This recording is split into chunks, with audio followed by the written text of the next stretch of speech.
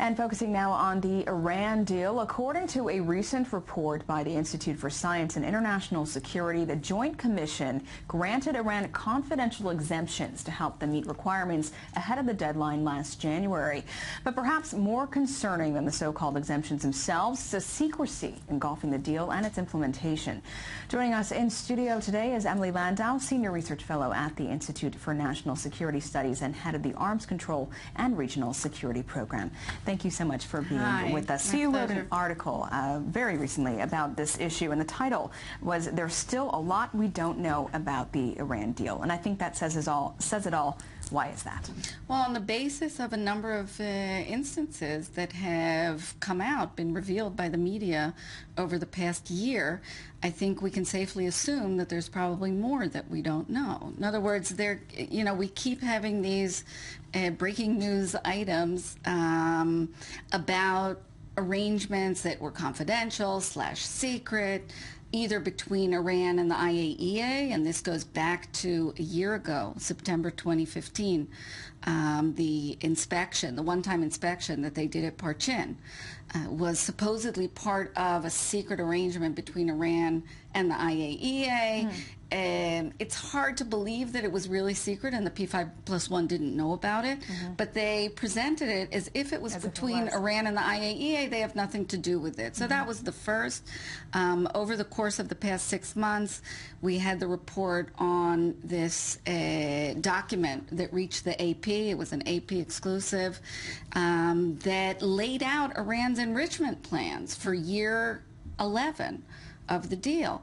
And it turns out that Iran has plans to install and operate 2,500 to 3,500 advanced generation models of centrifuges that will be spinning many times faster than the ones that they've been using, meaning that breakout time, which they have been, we've heard from the administration over and over again that they managed to move breakout from 2 to 3 months to a year.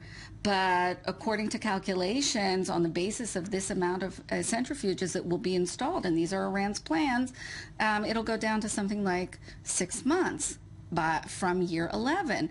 That's important. And again, we heard from the administration, well, that was, between Iran and the IAEA. They submitted their plan to the IAEA according to normal procedures. And the big question here is, why is Iran being granted confidentiality rights? It Especially lost with an those agreement rights. that was deemed so transparent. Exactly. It was deemed so transparent. It's public on the internet. This was always President Obama's big selling point, that, the most transparent ever. Everything will be known. We don't trust Iran. We're going to monitor. We're going to be checking everything very, very closely. And then suddenly, all of these things, and Iran is demanding confidentiality because, of course, it serves Iran's interests. But the international community, the P5+1, the United States, should have been saying to Iran, no, you are a violator of the NPT. It has now been deemed, by the IAEA in a report that they submitted last December, clearly stated that Iran worked on a military nuclear program up until 2003 and in a less coordinated manner up until 2009. A state that violates the NPT by working on a nuclear weapons program loses its rights to confidentiality. And I think that's the major point that comes out of, this latest report by the ISIS. Well, Emily Landau, thank you so much for coming on the show and talking about this. Certainly a complex issue, but hopefully more transparency will come in years to come. We can only hope. Thank you so much. You're welcome.